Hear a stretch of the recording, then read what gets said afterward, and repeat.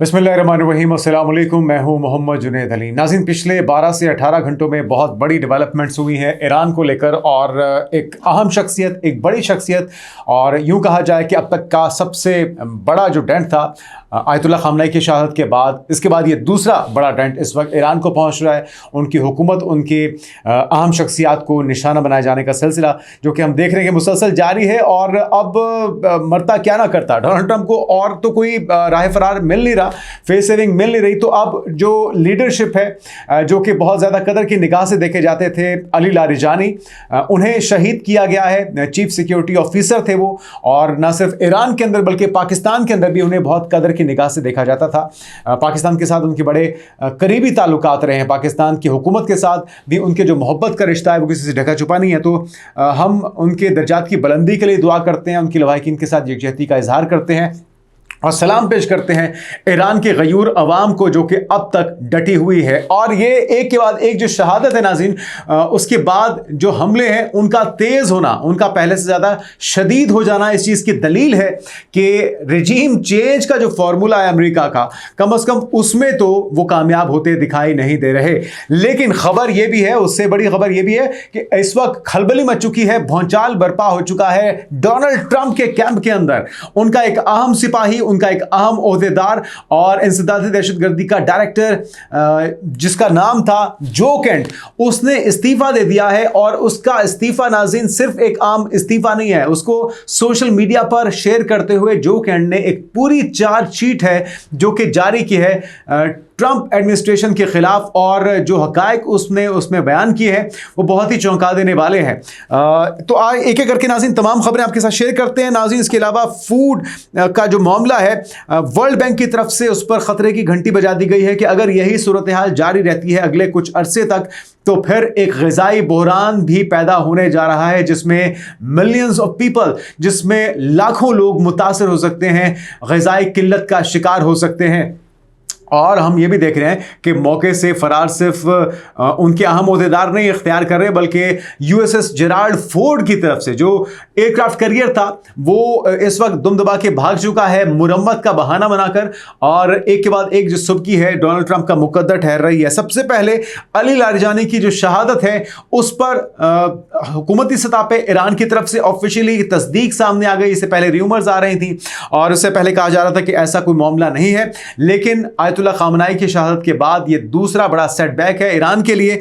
और उनकी शहादत के बाद अब हम देख रहे हैं कि हमलों में शिद्दत लाई गई है। ताक ताक के जो मिसाइल क्लस्टर बॉम्ब चलाए गए हैं उसने इस वक्त तेल अवीव के अंदर अफरा तफरी का आलम बर्पा कर दिया है। कहीं कहीं जगह जगह आग लगी हुई है, लोग जाने बचाकर भाग रहे हैं, चाहे वो मेट्रो स्टेशन हो, चाहे वो ट्रैम्स हो अंडरग्राउंड, चाहे वो उनके जो ऑफिशल्स हैं उनकी रिहाइशगाह हो, बख्तर बंद उनके जो शेल्टर्स हैं, उन तमाम को तहस नहस कर दिया है इन बॉम्ब्स ने। इस ताज़ा लहर के नतीजे में जो आप विजुअल्स देख रहे हैं झुरमट के अंदर, ये आते हुए जो बॉम्ब्स हैं उसने तहबाला कर दिया है इस वक्त, और लोग जो हैं वो अमन की तलाश में मारे मारे फिर रहे हैं। नेतन्याहू जो है वो अपनी प्रेस कॉन्फ्रेंस के अंदर आता है, एक बार फिर से हज़रसराई करता है, लोग उसके ऊपर भी तबसरे कर रहे हैं कि भाई ये कहीं एआई तो नहीं है, क्योंकि जिस तरह से तसलसल के साथ एक के बाद एआई वीडियो आई है, लोग ये समझ रहे हैं कि शायद मुमकिना तौर पे ये जो ताज़ा वीडियो आ रहे हैं, जो विजुअल्स आ रहे हैं, ये भी एआई हो सकते हैं। लेकिन सबसे पहले आपके साथ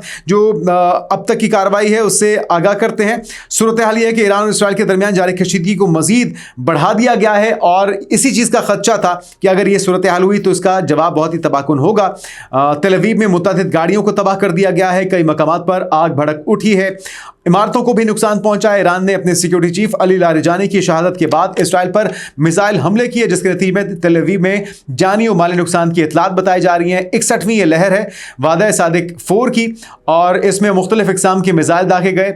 बयान में दावा किया गया है कि 100 से ज़ायद फौजी और सिक्योरिटी अहदाफ को इस ताज़ा कार्रवाई में निशाना बनाया गया है जो अली लारिजानी की शहादत के बाद शुरू हुई है। ईरान ने इसराइल पर क्लस्टर और खैबरबंद बमों की बारिश की।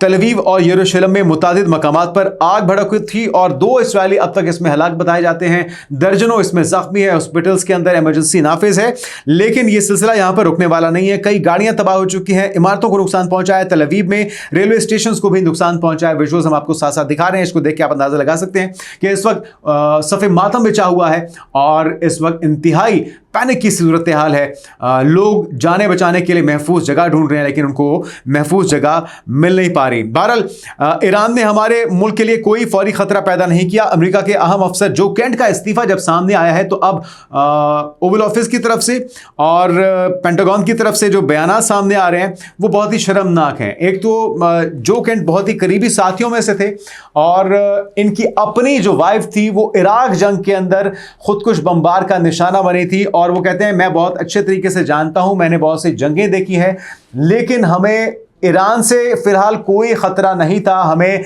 जबरदस्ती इजराइल की जंग के अंदर घसीटा गया है इजराइल के मफादात के लिए, और इस वक्त अमेरिका के मफाद में है कि वो फौरी तौर पे इस जंग से जान छुड़ाए। डोनाल्ड ट्रंप को उन्होंने मशवरा भी दिया है जो केंट ने अपने इस्तीफे में, कि आपको नजरसानी करनी होगी। अगर हम इस जंग के अंदर शामिल रहते हैं तो उसके बहुत ही तबाहकुन नतायज हो सकते हैं। ये वो सारी चार्जशीट है जो कि कॉन्स्पिरेसी थ्योरीज मुख्तलिफ चल रही थी, चमगोइयाँ चलती थी, लेकिन अमेरिका उसे डिनाई करता था। लेकिन अंदर के बंदे ने ये जब इस सारे ड्रामे को, जो लिखा हुआ स्क्रिप्ट है, उसको एक्सपोज किया है, तो उससे ये चीज़ तो वाज़ेह हो चुकी है कि डोनाल्ड ट्रंप को इस्तेमाल किया गया है। डोनाल्ड ट्रंप कठपुतली साबित हुए हैं। डोनाल्ड ट्रंप प्रॉक्सी के तौर पे इजराइल की इस वक्त इस जंग में कूद तो चुके हैं, लेकिन एक एक करके अपने तमाम इत्तेहादियों को उन्होंने खोल दिया है, एक एक करके उन्होंने तमाम अपने वेलविशर्स को खो दिया है, और ये सिलसिला यहाँ पर रुकने वाला नहीं है। एक तरफ एप्स्टीन फाइल्स का फंदा है जो उनके लिए तैयार खड़ा है, और एक तरफ ये गहरी खाई है जिसके अंदर वो ऐश तक पहुंच चुके हैं, जिसके वो किनारे पर पहुंच चुके हैं, और सिर्फ छलांग मारना बाकी रह चुका है, क्योंकि तमाम इत्तेहादी जवाब दे चुके हैं इस जंग में कूदने से, चाहे वो यूरोपियन ममालिक हो या फिर मिडल ईस्ट हो या मशरिक़ वस्ता के अरब ममालिक हो। वो भी इस वक्त अमेरिका की पॉलिसी से तंग आए दिखाई देते हैं, और वो पूछ रहे हैं कि हमें किस चीज़ की सज़ा दी जा रही है। और साथ में नाज़रीन एक बहुत बड़ा थ्रेट जो इस वक्त मिडल ईस्ट के ममालिक के लिए, उनकी आवाम के लिए मंडला रहा है, वो वर्ल्ड फूड प्रोग्राम की इस तशवीशनाक रिपोर्ट में सामने आया है, जिसमें उन्होंने खबरदार किया है कि अगर हालात इस तरह से बरकरार रहे तो दुनिया भर में भूख का बहरान खतरनाक हद तक बढ़ सकता है, और खुराक, तेल, शिपिंग के अखराजात में मुसलसल इजाफा हो रहा है, जिसके बायस करोड़ों अफराद पहले ही शदीद ग़िज़ाई किल्लत का शिकार हैं। और इदारे का कहना है कि अमेरिका और इसराइल की ईरान के खिलाफ जंग जो जून तक जारी रही, तो मज़ीद 4 करोड़ 50 लाख अफराद इससे शदीद भूख में मुब्तला हो सकते हैं। तो यह है अलार्मिंग सूरत हाल। आबनाए हुर्मुज़ बंद होने से इस वक्त ना सिर्फ तवानाई का बहरान, तेल का बहरान पैदा हो चुका है, उसकी प्राइसेस में इजाफा हो रहा है, और हम देख रहे हैं कि फूड क्राइसिस का इस वक्त सामना करना पड़ रहा है अरब कंट्रीज़ को, और ये आगाज़ है। आलमी सतह पर भूख का शिकार अफराद की तादाद 319 मिलियन से तजावुज़ करके बढ़ सकती है। वर्ल्ड फूड प्रोग्राम ने मजीद शदीद भूख का शिकार अफराद की मौजूदगी जो रिकॉर्ड की है वो 31 करोड़ 90 लाख बताई है। ये सूरत हाल न सिर्फ तरक्की पजीर ममालिक बल्कि आलमी इस्तेहकाम के लिए भी एक बड़ा ख़तरा बन सकती है। तो इस पर यकीनी तौर पर अमरीका के ऊपर मुसलसल दबाव बढ़ रहा है, और उस दबाव के कुछ और मुहर्रिकात भी हैं, वो हम आपको बताते हैं कि क्या है। अमरीकी तैयारा बरदार बहरी जहाज़ है ये USS जेराल्ड आर फोर्ड जंग छोड़कर मुरम्मत के लिए बहरा अहमर से रवाना हो चुका है।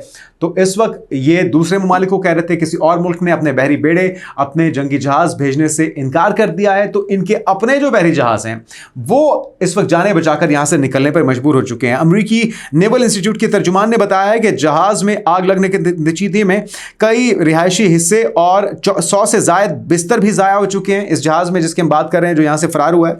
अमरीकी अखबार ने दावा किया है कि USS जेराल्ड आर फोर्ड के मरकजी लॉन्ड्री एरिया में लगी आग बुझाने में 30 घंटों से ज़ायद वक्त लग गया, और इसमें 2 अमरीकी फ़ौजी ज़ख्मी भी हुए हैं। जहाज़ के इंजन को कोई नुकसान नहीं हुआ। आग लगने से 600 से ज़्यादा फ़ौजी अपने बिस्तरों से महरूम हो गए, और USS जेराल्ड आर फोर्ड पर तकरीबन 4,500 अफराद का अमला तैनात है।